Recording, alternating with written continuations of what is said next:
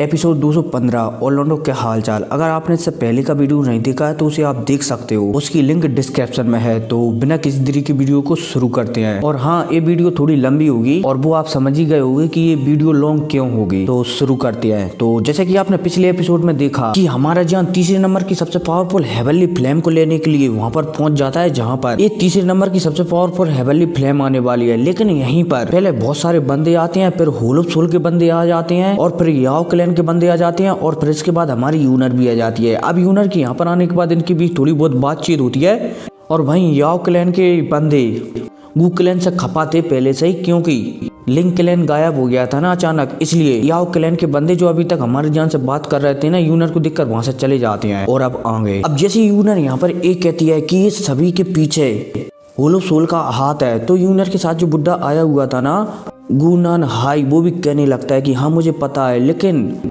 बिना सबूत के हम पर कोई भी विश्वास नहीं करेगा कि ये काम हून कबीले ने किया है। खैर जो भी हो, यहाँ पर लेई कबीला, याओ कबीला, सी कबीला वो अभी तक नहीं आए हैं और तीसरे नंबर की हेवनली फ्लेम बहुत ही ज्यादा पावरफुल है, इसलिए मुझे नहीं लगता है कि वो इस मौके को छोड़ेंगे। मेरे ख्याल से वो तीनों भी बहुत ही जल्दी यहाँ पर आने वाले होंगे। अब जैसे हमारा जान यहाँ पर इस बुड्ढे के मुंह से याओ कबीले के नाम सुनता है ना, तो हमारा जान तुरंत मुड़ता है और याओ लाओ की ओर देखने लगता है, मास्टर की ओर देखने लगता है।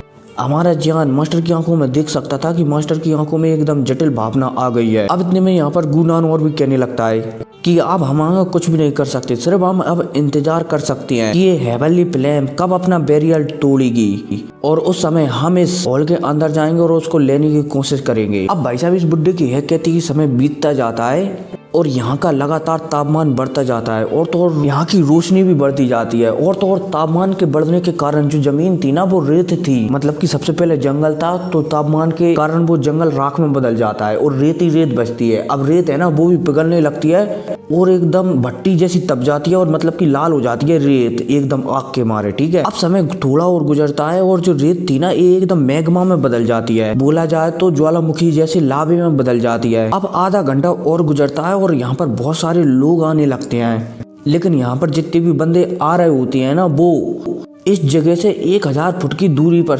1000 किलोमीटर की दूरी पर रुकती हैं। सिर्फ कुछ पावरफुल लोग ही हमारे जान के करीब पहुंच पाते हैं और तो और अब इस आधे घंटे के बाद लेई कबीला और सी कबीला भी पहुंच जाता है। हालांकि लेई कबीले के लोग और सी कबीले के लोग होल ऑफ सोल के लीडर को देखकर और हमारी यूनर को देखकर थोड़ा थोड़ा उनसे दूर हो जाती है, क्योंकि ये दोनों के दोनों कबीले है ना ये अच्छी तरह से जानते हैं कि जो लिंक कबीला गायब हुआ है ना उनके पीछे शायद हून कबीले या फिर गू कबीले का हाथ जरूर है। लेकिन जो हमारी यूनर है ना वो इन लोगों से कुछ भी नहीं कह पाती, क्योंकि हमारी यूनर बहुत ही अच्छी तरह से जानती है कि हून कबीले को तो इससे कुछ भी लेना देना नहीं है, क्योंकि मेरे ख्याल से हून कबीले का ही हाथ है। लेकिन इन सब कामों में गू कबीले का विशेष नाम बिगड़ रहा है, इसलिए यूनर वहाँ पर थोड़ी सी दुखी रहती है। अब समय गुजरता है और आधे घंटे के बाद हवा में एकदम मतलब कि पूरे आसमान में एकदम औषधियों की खुशबू फैल जाती है। अब जैसे ये खुशबू फैलती है ना तो यहाँ पर सभी लोग समझ जाते हैं कि याओ कबीले के लोग आ चुके हैं और तो और मास्टर याओ लाओ का चेहरा भी एकदम अजीब सा हो जाता है याओ कबीले के लोगों को देखकर। अब इतने में हमें 3 आवृत्तियों को बताया जाता है जो कि एकदम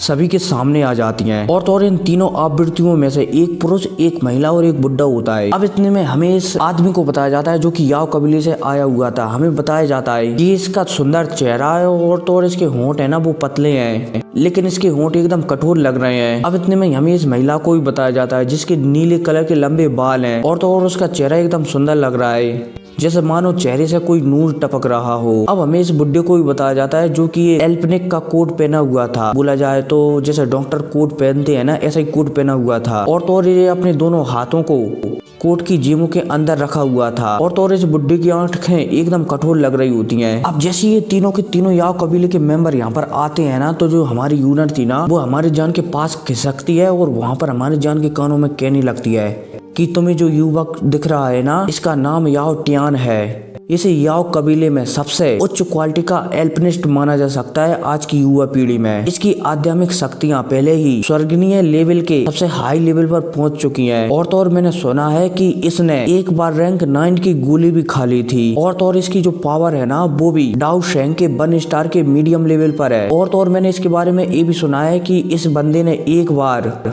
टियर रैंक 9 की गोली बना दी थी। अब भाई साहब जैसे यूनर हमारी जान के कानों में ये कहती है ना तो जान हमारा सिर हिलाता है, क्योंकि हमारा जान जानता है कि ये प्राचीन क्लैन कितने ज्यादा पावरफुल हैं और तो और उनके पास बहुत सारे ऐसे तरीके हैं जो किसी बेवकूफ इंसान को भी पावरफुल बना सकते हैं। तो ये तो टीम है याओ क्लैन में जन्मा है तो इसकी पावर तो बहुत होगी ही होगी, लेकिन इतने में यूनर चलती है तो वो और भी हमारी जान से कहने लगती है कि जो तुम्हें बगल में नीले बालों वाली लड़की दिख रही है ना उसका नाम याओ लीन है और वो याओ टियान की छोटी बहन है। उसकी पावर मेरे ख्याल से बन सेंग के प्रारंभिक लेवल पर होगी, लेकिन उसकी पावर पर मत जाओ। उसकी जो आत्मा है ना वो भविष्य में एक डी स्टेज पर पहुंच सकती है, बोला जाए तो गॉड लेवल पर पहुंच सकती है, इसलिए इसको भी हल्के में बिल्कुल भी नहीं लिया जा सकता। और जो इन दोनों के पास में जो बुड्ढा खड़ा हुआ है वो याओ कबीले का एक बुड्ढा है जो की बहुत ही ज्यादा अनुभवी है। अब भाई साहब यहाँ पर यूनर एक कहती है तभी मास्टर याओ भी बोल जाते हैं कि उसका नाम याओ बांगुई है। वह याओ कबीले के भीतर अनुशासन और दंड प्रबंधन करता है, बोला जाए तो याओ कबीले के भीतर अनुशासन बनाए रखता है और उन्हें दंड देता है, ठीक है, जो मतलब कि याओ क्लैन में उधम मचाते हैं उन्हें। अब इतने मास्टर याओ और भी कहते हैं कि उसके पास ये अधिकार है कि वो याओ कबीले के किसी भी सदस्य को जीवन या फिर मृत्यु का फैसला कर सकता है। मतलब कि जी याओ बांगुई है ना जी याओ कबीले के छोटे मेंबरों को, सॉरी मतलब कि याओ कबीले में जो नीची क्वालिटी के मेंबर रहते हैं ना जिनके पास अच्छी ब्लड लाइन नहीं है उनकी देखभाल करता है और इसका नाम है ना याओ बंगोई। इसके बारे में जानने को आपको मास्टर याओ लाओ की स्टोरी में मिलेगा, क्योंकि इस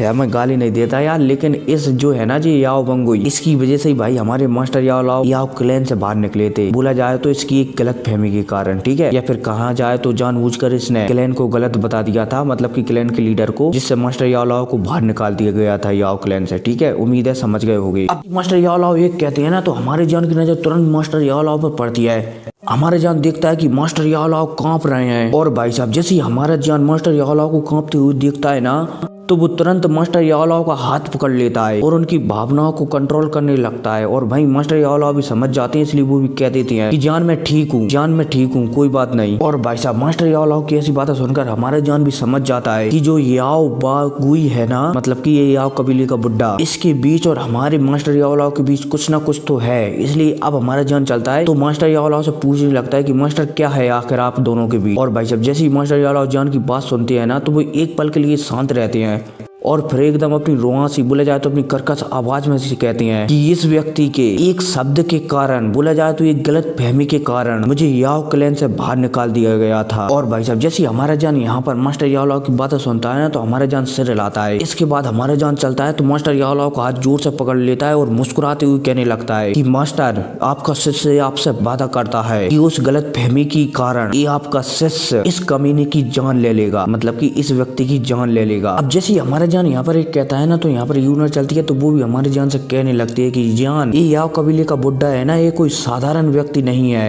इसकी पावर डाउ शेंग के 4 स्टार पर है और तो और उसकी आत्मा भी बहुत ही ज्यादा मजबूत है, इसलिए उससे निपटना इतना आसान नहीं होगा। और भाई साहब यूनर की ऐसी बातें सुनकर हमारा जान भी कह देता है कि हाँ मुझे पता है, मैं अपनी सीमाएं जानता हूँ। और भाई साहब यह कहकर हमारा जान मुस्कुराने लगता है, क्योंकि हमारा जान ये बहुत ही अच्छी तरह से जानता है कि डाउ शेंग के 4 स्टार कोई इतना पावरफुल नहीं है। और तो और अगर हमारे जान ने एक बार एक तीसरे नंबर की सबसे पावरफुल हेवनली फ्लेम को ले लिया ना तो वो इस याओ कबीले के बुड्ढे को बहुत ही आसानी से मार सकता है। और भाई साहब जान की ऐसी बातें सुनकर यहाँ पर यूनर भी कुछ नहीं कहती, क्योंकि यूनर बहुत ही अच्छी तरह से जानती है कि जान वही करता है जिसमें उसे पूरा विश्वास होता है कि हाँ ऐसा वो कर सकता है। अब जैसे यहाँ पर याओ कबीले के लोग आते हैं ना तो यहाँ पर याओ कबीले के लोगों पर बहुत सारे लोगों की नजर चली जाती है, क्योंकि याओ कबीला कोई ऐसा कबीला नहीं है, बोला जाए तो 8 एंशिएंट कबीलों में से सबसे अलग है, क्योंकि याओ कबीले के लोग एल्पिनिस्ट होते हैं। बोला जाए तो याओ कबीले में जितने भी मेंबर है ना वो सारे के सारे एल्पिनिस्ट होते हैं, सिर्फ कुछ ही लोगों को छोड़कर। और तो और याओ कबीले के एल्पिनिस्ट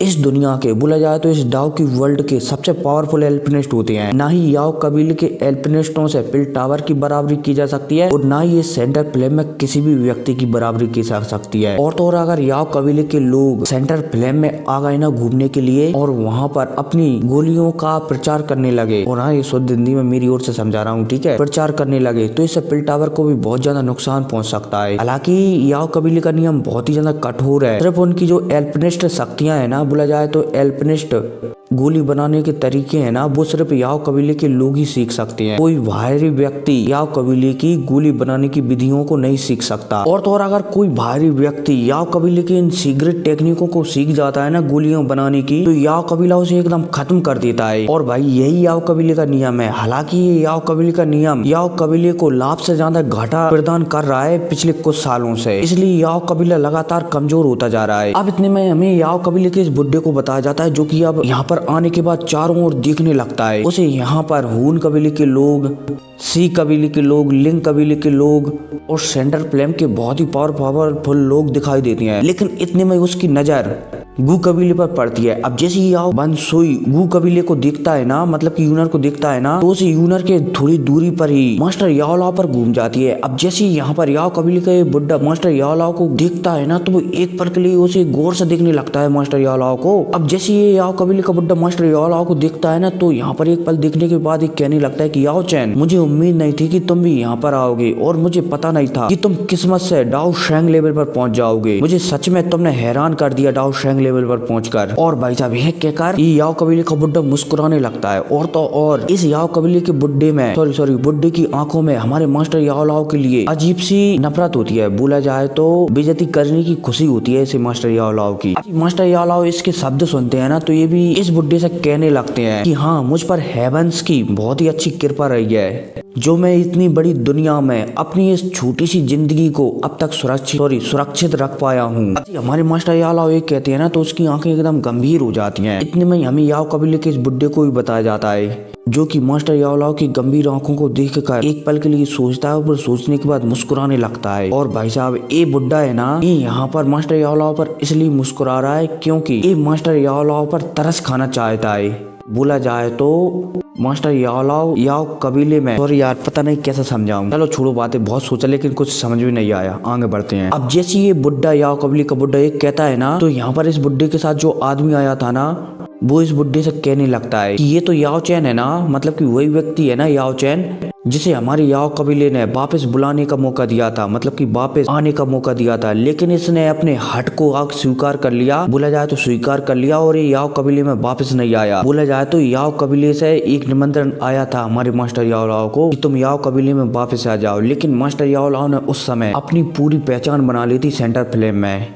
और तो और मास्टर याओ लाओ का याओ कबीले में अब कोई भी नहीं बचा था, और उस समय थे सिर्फ फैनजुन जी हमारे मास्टर याओ लाओ के एकदम पक्के दोस्त, और याओ कबीले में कोई बचा नहीं था, इसलिए मास्टर याओ लाओ याओ कबीले में वापस नहीं गए थे। और हाँ, मैंने यार मास्टर याओ लाओ की नोवेल पूरी पढ़ ली है, लेकिन समय के कारण मैं उसे एक्सप्लेन नहीं कर पाया, लेकिन मैं इस नोवेल के खत्म होने के बाद उनकी नोवेल को पूरा खत्म कर दूंगा, ठीक है, और वो भी बहुत ही स्पीड से। तो यहाँ पर आगे बढ़ते हैं। अब जैसे ये आदमी यहाँ पर बोला जाए तो याओ टियान इस बुड्ढे से एक कहता है ना, तो यहाँ पर ये बुड्ढा भी कहने लगता है कि हाँ, इसने याओ कबीले के निमंत्रण को अस्वीकार कर दिया और ये याओ कबीले में दोबारा से बिल्कुल भी नहीं आया। मेरे ख्याल से सेंटर फ्लेम में अपनी पहचान बना चुका था और इसे अहंकार हो गया था, शायद ये याओ कबीले में वापस नहीं आया। अब भाई साहब ये दोनों यहाँ पर ऐसे ही बतरा रहे होते हैं, और भाई दूसरी ओर मास्टर याओ लाओ एकदम शांत खड़ी हुई होती है, क्योंकि इस समय जो हमारे मास्टर याओ लाओ थे ना, वो बहुत ही ज्यादा गहरी चिंता में थे। बोला जाए तो याओ कबीला एक समय में मास्टर याओ लाओ का परिवार हुआ करता था, और तो और उनके परिवार ने जो उनके दिल में जो गहरे घाव दिए थे ना, वो किसी कांटे की तरह चुभते थे, और हमारे मास्टर याओ लाओ उस कांटे को बड़ी मुश्किल से निकालते थे, और उसी समय याओ कबीला दोबारा से उनकी आंखों के सामने आ जाया करता था, और दोबारा से वो कांटा उनके दिल में घुस जाया करता था। उम्मीद है समझ रहे होगे। लेकिन भाई मैं बता दूं कि जो मास्टर याओ लाओ की कहानी है ना, वो बहुत ही ज्यादा दुखद भरी है, बोला जाए तो हमारी जान से भी ज्यादा, क्योंकि उन्होंने जिस परिस्थितियों का सामना किया है ना, वो बहुत ही ज्यादा अजीब है। और तो और हमारे मास्टर याओ लाओ ने उनकी गर्लफ्रेंड भी खो दी थी। खैर इसके बारे में जानने को आपको अब आगे मिलेगा, या फिर आप मेरी मास्टर याओ लाओ की स्टोरी भी सुन सकते हो, जो कि इसी चैनल की प्लेलिस्ट में मिल जाएगी। अब यहाँ पर हमारे जान को भी बताया जाता है, जो कि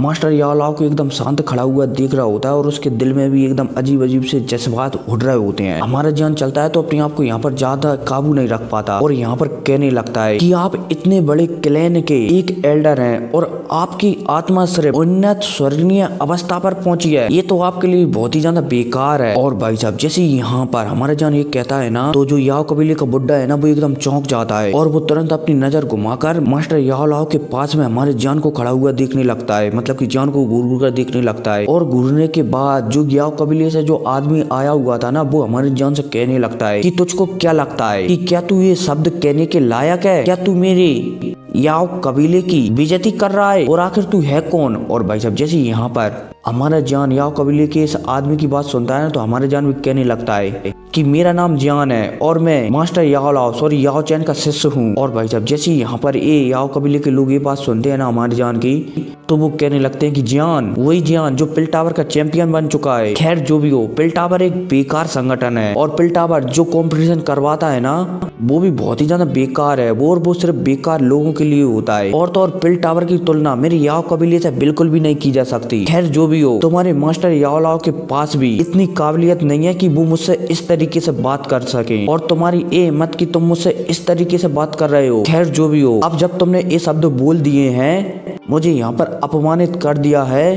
तो तुम्हें इसकी कीमत चुकानी होगी। अब जैसे यहाँ पर ये आदमी जान से ये कहता है ना, तो ये आदमी चलता है तो एक आध्यात्मिक शक्तियों का हमला, बोला जाए तो एक लहर जो कि 100 फुट बड़ी थी, हमारे जान की ओर भेज देता है। और यहाँ पर इस हमले को करने के बाद कहने लगता है कि जान, आज मैं तुम्हें बताऊंगा, मतलब कि याओ चैन की मदद करूंगा तुम्हें सिखाने में। और भाई साहब अब इतने में हमारे जान को बताया जाता है, जो कि इस आदमी की बात सुन रहा होता है और इस अटैक को अपनी ओर आता हुआ देखता है। अब जैसे हमारे जान ये दिखता है कि याओ कबीले के इस आदमी ने उस पर अटैक कर दिया है, बोला जाए तो याओ टियान ने उस पर अटैक कर दिया है, तो हमारा जान चलता है तो अपना हाथ उठाता है और उसके हाथ उठाते ही यहाँ पर एक पोर्टल ओपन हो जाता है, बोला जाए तो एक दरार पड़ जाती है। अब जैसे ये दरार पड़ती है ना, तो हमें यहाँ पर किसी भी प्रकार की कोई भी शक्ति नहीं बताई जाती। इसकी वजह हमारे जान के हाथों से, बोला जाए तो हमारे जान के शरीर से आध्यात्मिक शक्तियां बाहर निकलने लगती है। अब इतने में हमारा जान चलता है तो यहाँ पर जोर से चिल्लाकर कहता है कि एक उन्नत आध्यात्मिक शक्तियों वाला आदमी जिसकी पावर डाउ शैंग के 1 स्टार के लो ग्रेड पर है, और वो मुझे सिखाने की कोशिश करेगा कि मुझे मेरे शिक्षक ने क्या नहीं सिखाया है। सच में ये बहुत ही ज्यादा मूर्ख है ये आदमी। हमारे जान एक कहता है ना, तो हमारे जान चलता है तो एक कदम आगे बढ़ाता है और अपना हाथ उठाता है, और हमारे जान के हाथ उठाते ही जी याओ टियान अपने 100 फुट बड़ा अटैक किया था ना हमारे जान के ऊपर आध्यात्मिक शक्तियों का, वो एकदम नष्ट हो जाता है। अब इतने में हमारे जान चलता है तो एक कदम आगे बढ़ता है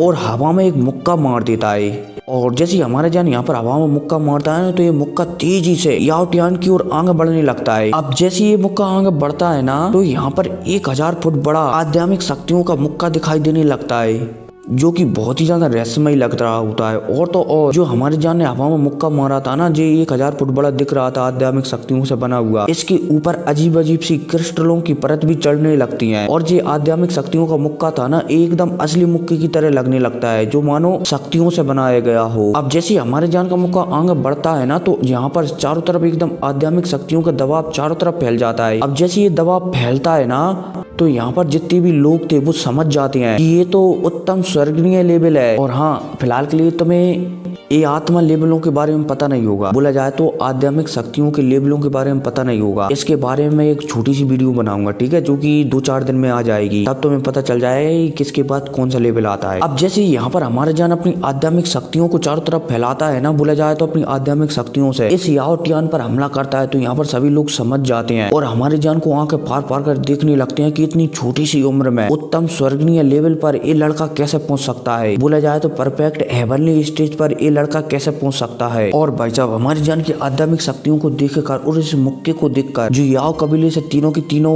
बंदे आए हुए थे ना, बोला जाए तो याओ टियान, याओ बंगुई और याओ लिंग, तीनों के चेहरे एकदम बदल जाते हैं, क्योंकि परफेक्ट हेवनली स्टेज पर पहुंचना इतना आसान नहीं होता। और तो और यहाँ पर जो याओ कबीले का बुड्ढा है ना, याओ बनसुई, वो भी अभी तक परफेक्ट हेवनली स्टेज पर नहीं पहुंच पाया है। तो जान भला परफेक्ट हेवनली स्टेज पर कैसे पहुंच सकता है? मतलब कि ये याओ कबीले का बुड्ढा है ना, ये यहाँ पर सोच ही रहा होता है। इतने में हमें जान के मुक्के को बताया जाता है, जो कि याओ टियान से सिर्फ 10 फुट की दूरी पर ही पहुंच जाता है। और तो और हमारे जान का मुक्का इतना पावरफुल होता है कि अगर ये याओ टियान से टकराया ना, तो याओ टियान पक्का बहुत ही ज्यादा जख्मी हो जाएगा। याओ टियान क्या, उसकी आत्मा भी बहुत ज्यादा जख्मी हो जाएगी। अब भाई साहब जब ये याओ कबीले का बुड्ढा याओ टियान के ऊपर इतना पावरफुल हमला करते हुए दिखता है ना हमारे जान को, तो यहाँ पर एक जोर से चिल्लाकर कहता है कि तुम्हारी हिम्मत कैसे हुई। लेकिन ये बुड्ढा बहुत ही अच्छी तरह से जानता है कि अगर जान के हमले से याओ टियान टकराया ना, तो पक्का जख्मी हो जाएगा। इसलिए अब ये बुड्ढा चलता है तो तुरंत याओ टियान के पास पहुंच जाता है और उसे पीछे फेंक देता है, बोला जाए तो धक्का देकर पीछे हटा देता है। अब इतने में ये याओ कबीले का बुड्ढा चलता है तो अपने अपने शरीर से शक्तियों को निकालता है, बोला जाए तो डाउकी को निकालता है और एक मुक्का बनाकर हमारी जान की आध्यात्मिक शक्तियों के मुक्के में जड़ देता है। ऐसी दोनों मुक्के आपस में टकराते हैं ना तो ये बुड्ढा होता है याव कबीले का, ये 2 कदम पीछे घिसट जाता है। हालांकि इस बुड्ढे को हमारी जान के मुक्के से ज्यादा फर्क नहीं पड़ता, बोला जाए तो चोट वगैरह बिल्कुल भी नहीं लगती, सिर्फ 2 कदम पीछे ही होता है, क्योंकि जो 4 सितारा डाउ शेंग की शक्ति है ना वो बहुत ही ज्यादा पावरफुल होती है। अब जैसे ही यहाँ पर याव टियान हमारी जान को ऐसा करते हुए देखता है ना, और वो ये देखता है कि चारों तरफ एकदम उसकी खिल्ली उड़ चुकी है, बोला जाए तो यहाँ पर बहुत सारे लोग थे। और जब वो ये देखता है कि इन सभी लोगों के सामने वो जान के एक अटैक का सामना भी ठीक तरीके से नहीं कर सकता, तो उसे अपने मन में ऐसा महसूस होने लगता है कि मानो चारों तरफ से लोग उस पर चाकुआ चला रहे हो। बोला जाए तो जी याव कबीले का ये आदमी था ना, ये बहुत ही ज्यादा अहंकारी था और हमारी जान ने इसके सिर्फ अहंकार पर ही हमला किया था, इसलिए बहुत ही ज्यादा गुस्सा हो जाता है और यहाँ पर जोर से चिल्लाकर कहता है कि एल्डर बंगुई, इस लड़के को मार डालो। और हाँ, बंगुई नाम है, ठीक है। हालांकि जैसी याव टियान ये आवाज निकालता ही है तभी इसके सामने कुछ मतलब कि सफेद से कलर का धुआं एकत्रित होने लगता है और पलक झपकती एक भूत के रूप में मतलब कि जान बन जाता है। बोला जाए तो हमारी जान का अवतार याव टियान के सामने प्रकट हो जाता है। अब जैसी हमारी जान का अवतार यहाँ पर याव टियान के सामने प्रकट होता है ना, तो यहाँ पर पहले तो हमारी जान का अवतार हंसता है। और भाई साहब जब याव टियान हमारी जान के अवतार को ऐसा हंसते हुए दिखता है ना, तो याव टियान चलता है तो तुरंत अपने शरीर से डाव की बोला जाए तो शक्तियों को निकालने लगता है। हालांकि यहाँ पर याव टियान अपनी शक्तियों को निकाल ही रहा होता है, तभी हमारा जान हाथ उठाकर चलता है। बोला जाए तो हमारे जान के अवतार का हाथ उड़ता है और याव टियान के गाल में तमाचा मार देता है, चटा। और भाई साहब जैसी हमारी जान का थप्पड़ याव टियान के गाल में पड़ता है ना, तो यहाँ पर एकदम आवाज गूंज जाती है। और हमारा जान चलता है तो यहाँ पर याव टियान से कहने लगता है कि तू एक बहुत ही ज्यादा बेकार इंसान है। खैर जो भी हो, तेरी हिम्मत कैसे हुई मेरे गुरु से इस तरीके से बात करने की? ये जो मैंने अभी हाल तुझे थप्पड़ मारा है ना, इसे एक छोटा सा सबक समझना। उम्मीद है तू समझ गया होगा, वरना अगली बार तेरी हड्डियां निकाल लूंगा, समझ गया ना? अब भाई साहब जैसे याव टियान अपने ऊपर जो थप्पड़ खाकर मतलब कि थप्पड़ खाता है ना अपने गाल पर, तो एक पल के लिए तो वो अपनी होश ही खो देता है कि भाई आखिर हुआ क्या।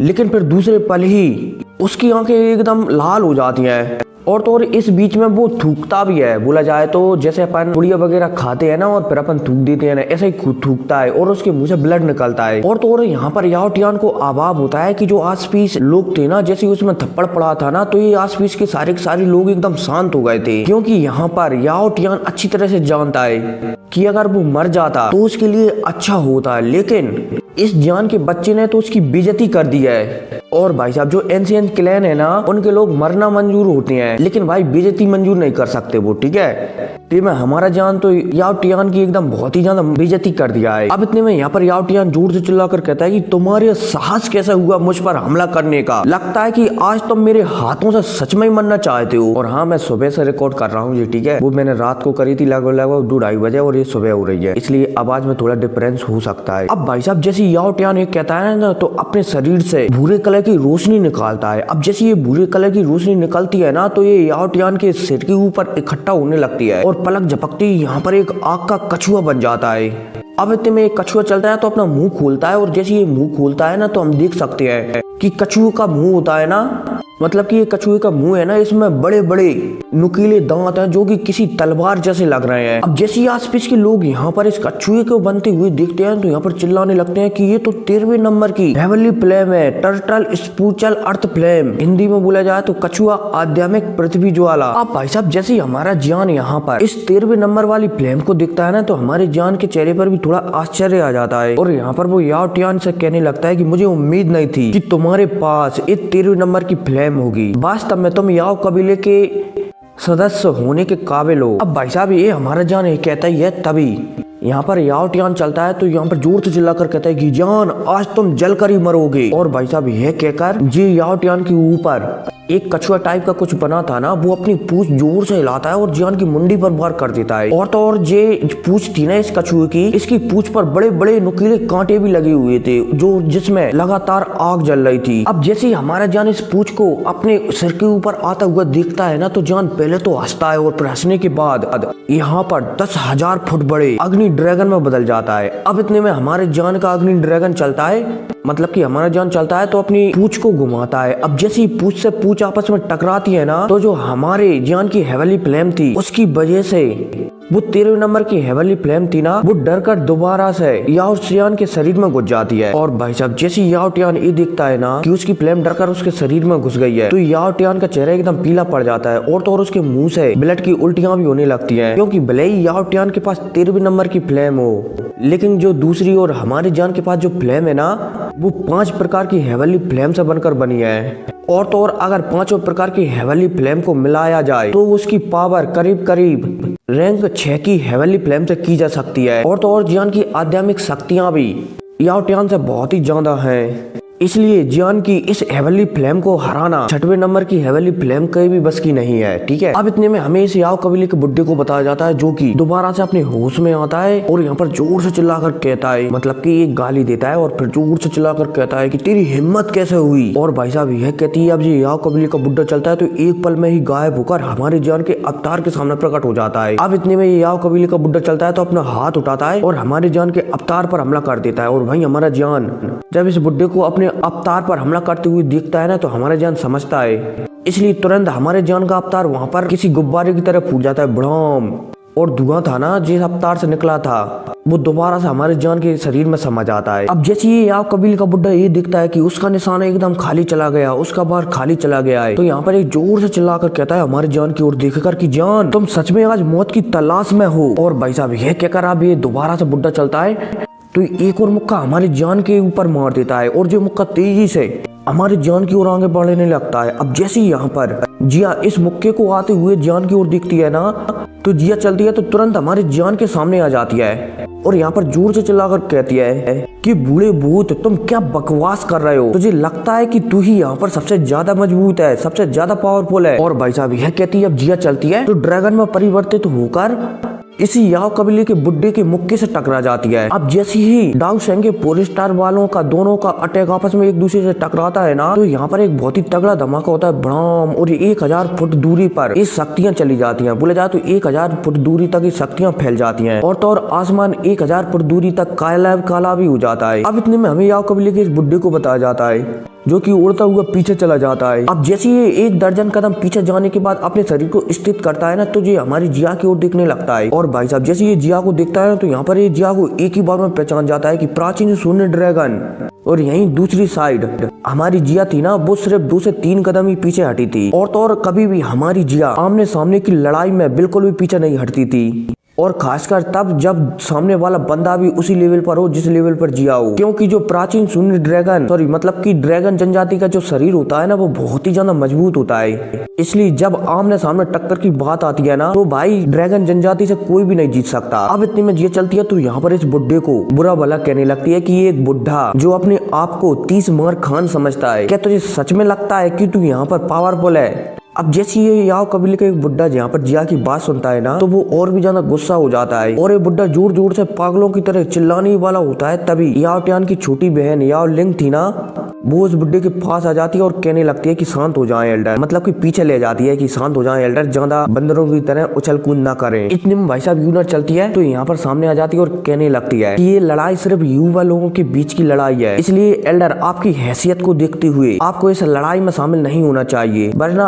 आप खुद को ही नीचा दिखाएंगे। और भाई साहब यह कहकर हमारी यूनर मुस्कुराने लगती है और भी कहती है कि एल्डर मतलब कि याओ कबीले के एल्डर, मेरा आपके लिए सुझाव है कि आप एक कदम पीछे हो जाएं, क्योंकि हम यहाँ पर इस हेवनली फ्लेम को लेने के लिए आए हैं, इसलिए आपकी ऊर्जा आप फालतू में वेस्ट ना करें। अब भाई साहब जैसे यहाँ पर यूनर एक कहती है ना, तो ये याओ कबीले का बुड्ढा ये भी यहाँ पर कहने लगता है कि क्या गू कबीला भी इस लड़के के साथ है। अब भाई साहब याओ कबीले का बुड्ढा जैसे ये कहता है ना, तो जो गू कबीले का बुड्ढा था ना, जो बैगनी कलर के कपड़े पहना हुआ था, वो भी यहाँ पर तुरंत कहने लगता है कि याओ बंगुई मेरे गू कबीले की युवा कुमारी मिस यूनर ऐसा कहाँ कह रही हैं कि वो इस लड़के जान के साथ हैं। वो तो सिर्फ ये कह रही हैं कि आप दोनों पीछे हट जाएं एक कदम, ताकि यहाँ का मामला ज्यादा ना बढ़े। अब जैसे यहाँ पर गू कबीले का बुड्ढा एक कहता है ना, तो जो याओ कबीले का बुड्ढा है ना, वो मन में गाली देने लगता है, ऐसा वैसा जेबो जेबो, क्योंकि याओ कबीले का बुड्ढा ये बहुत ही अच्छी तरह से जानता है कि वो गू नान हाई से नहीं जीत सकता, क्योंकि जो गू कबीले का बुड्ढा गू नान हाई है ना, वो उससे भी ज्यादा मजबूत है, बोला जाए तो पावरफुल है, इसलिए शायद वो गु नान हाई से नहीं जीत सकता। लेकिन इतने में याओ कबीले का बुड्ढा चलता है तो हमारी जान और मास्टर याओ लाओ की ओर देखकर उन दोनों से कहने लगता है कि आप दोनों को खुश नहीं होना चाहिए। हालांकि मेरा याओ कबीला कम प्रोफाइल रखता है, लेकिन अगर तुम लोग मेरे सिर पर चढ़कर कूदेंगे ना तो ये तुम्हारे लिए बिल्कुल भी अच्छा नहीं होगा। अब भाई साहब जैसे याओ कबीले का बुड्ढा कहता है ना तो मास्टर याओ लाओ चलते हैं तो उस बुड्ढी की ओर देखकर, बोला जाए तो याओ बंगुई की ओर देखकर कहने लगते हैं कि याओ बंगुई तुम याओ कबीले के भीतर मतलब कि जो सजा देने वाला है ना वो हो, इसलिए मुझे तुमसे कुछ भी लेना देना नहीं है। मैं भविष्य में याओ कबीले में जरूर आऊंगा और मैं तब अपने माता पिता का नाम